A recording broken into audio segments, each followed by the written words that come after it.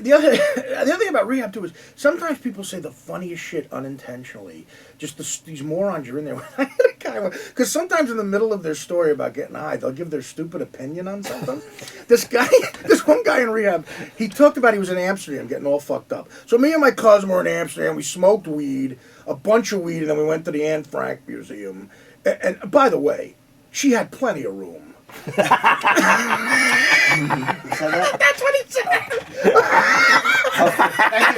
Thank you for sharing, Hans. He goes, let's smoke weed. By the way, she had plenty of room. All right, can we just get that straight? We're like, what? She had plenty of what? That's a Hard Knocks drug story when you're calling Anne Frank a whiner. That's what she was. He said she was bitching. Me and my brother had less room growing up. But it's funny you talk about the Hans thing. The same trip, we go on one of these boats. I got a hooker. I called her my whore guide. She knew more about the Rembrandt Museum than the fucking. So this guy who looked like one of Hitler's wet dreams, blonde hair, blue eyed guy. Again with the Anne Frank thing, we're in the little gondola going through, and he's giving us a tour of the city. And he goes, "That is the Anne Frank Museum. Very, very, very, very tragic, very depressing, Anne Frank, of course, And he put his head down, and I guess he allotted himself the amount of time that's good for Dramatic, that. right. About 20 seconds, he gets up with a big smile on his face, and he went, "And that is a great place for pancakes."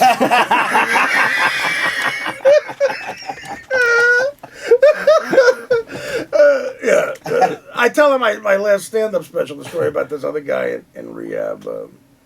This guy, group therapy. Sometimes in group therapy, the therapists will give you the therapy, which is my problem with. Like, we don't know.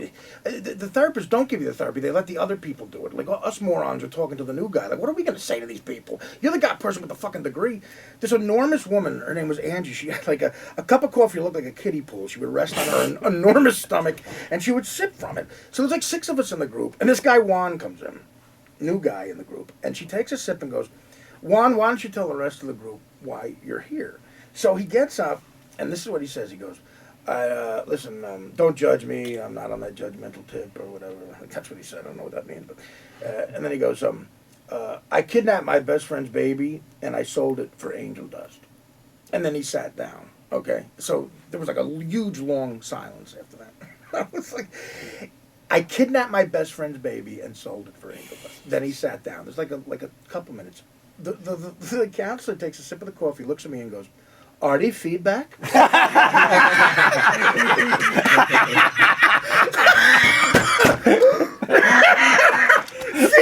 What the fuck are you supposed to do? I failed Jim. What the fuck am I going to say to this guy? This guy should be playing chess with Charles Manson. Feedback.